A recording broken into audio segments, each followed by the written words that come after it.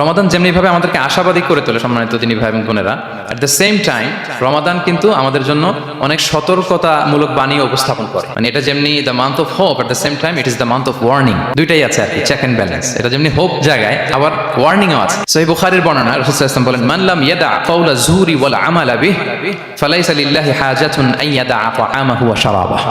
রোজা রেখে যে ব্যক্তি মিথ্যা কথা, মিথ্যা কাজ মানে পাপ কাজ, অন্যায় কাজ ছাড়তে পারলো না, তার না খেয়ে থাকা, না পান করে থাকাতে আল্লাহর কিছু যায় আসে না। তার ওই রোজার আল্লাহর কোনো প্রয়োজন নাই। এটা জাস্ট উপোস, এটা জাস্ট অনাহার, জাস্ট আমি পানি খাইনি, আমি খাবার দাবার গ্রহণ করিনি, দ্যাটস ইট, এতটুকুই। এতে আল্লাহর কিছু যায় আসে না। এটার কোনো সিগনিফিকেন্স আল্লাহ তাআলার কাছে নাই যে রোজাও রাখলো আবার মিথ্যাও বলে, রোজাও রাখলো আবার গীবত করতেছে, রোজাও রাখে অন্যের জন্য অকল্যাণ কামনা করে, রোজাও রাখে খারাপ কাজ করতেছে, নিষিদ্ধ কাজগুলো করতেছে। তাহলে এই রোজা রাখা না রাখার সমান, এই রোজায় কোনো ফায়দা নাই। একটা ওয়ার্নিং পাওয়া গেছে না এখানে, যে ওয়ার্নিং, রোজা রেখে সাবধান, কোনো পাপ কাজের সাথে জড়ানো